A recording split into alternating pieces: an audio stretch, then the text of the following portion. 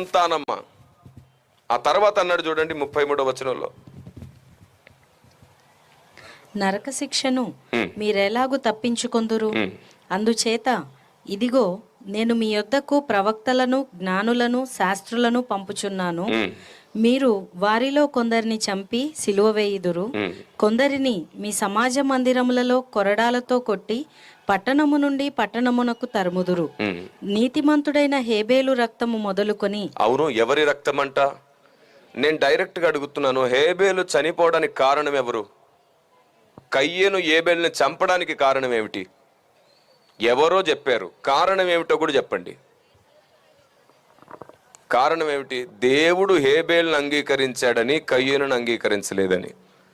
నిష్కారణమైన ద్వేషంతో ఒక నీతిమంతుని చంపేశారు. దేవుడు ఏం చేశాడు? ఊరుకున్నాడా? లేదు. దేవుని పక్షమున ఉన్న వారిని ఎవరైనా కానీ పొరపాటుగా వేలెత్తితే దేవుడు ఊరుకోడు. చాలా తొందరలో ఆయన యాక్షన్ తీసుకుంటాడు. నాకు తెలుసు మీలో చాలా మందికి ప్రశ్నలు ఉన్నాయి. మరి క్రైస్తవ్యాన్నే, క్రీస్తునే ఈరోజు తప్పని, బైబిల్నే తప్పని కొందరు క్రైస్తవ వ్యతిరేకులు కొన్ని సంవత్సరాల నుంచి విర్రవీగుతుంటే దేవుడు ఏం చేస్తున్నాడు?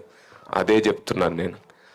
ఆయన అన్నా సరే ఆయన ఓర్చుకుంటాడు. ఆయన అంటే ఆయన ఓర్చుకుంటాడు, కానీ ఆయన ఎన్నుకున్న వారిని అంటే ఆయన ఓర్చుకోడు. ఆయన కార్యం చేయడం ప్రారంభిస్తాడు.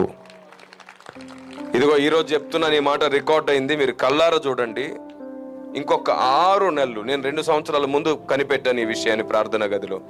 సంవత్సరం గడిచింది. ఇంకొక 6 నెలలు ద్వేషించి, తప్పుగా చూపించేసి, తామే రైట్ అనే భ్రమపడుతున్న వారిని, ప్రేమ కలిగిన వారిని, మంచి వారిని, దేవుని పని చేస్తూ ఆత్మల రక్షణ కొరకు కష్టపడే వారిని, అందరి ముందు తప్పు పట్టడానికి లేని అర్థాలు పుట్టించే వారిని దేవుడు జల్లడబట్టబోతున్నాడు.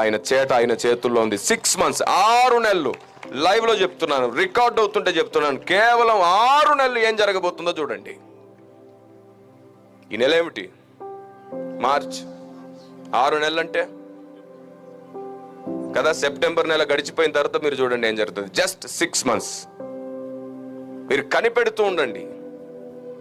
అయితే కొందరు మారు మనసు పొంది పశ్చాత్తాపపడి సరిగా బ్రతకడం నేర్చుకుంటారు, లేదా కొందరి మీదకి ఆయన బరువైన హస్తం వస్తుంది. చాలా దుఃఖకరమైన పరిస్థితి ఇంకొకటి కనబడబోతుంది.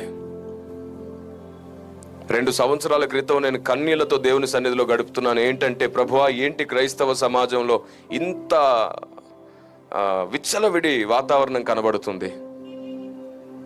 పడిపోయిన వారిని లేపాలని, పడిపోయిన వారిని కట్టాలని, ఆరిపోతున్న వారిని వెలిగించాలని మీరు మాకు నేర్పించారు. కానీ ఈరోజు ఒకరినొకరు కూల్ చేసుకుంటున్నారు, ఒకరినొకరు అవమానించుకుంటున్నారు. అసలు తప్పు పట్టడానికే ఇంకొకడితో ఉంటున్నాడు. ఇదేం విచ్చలవిడితనం ప్రభు?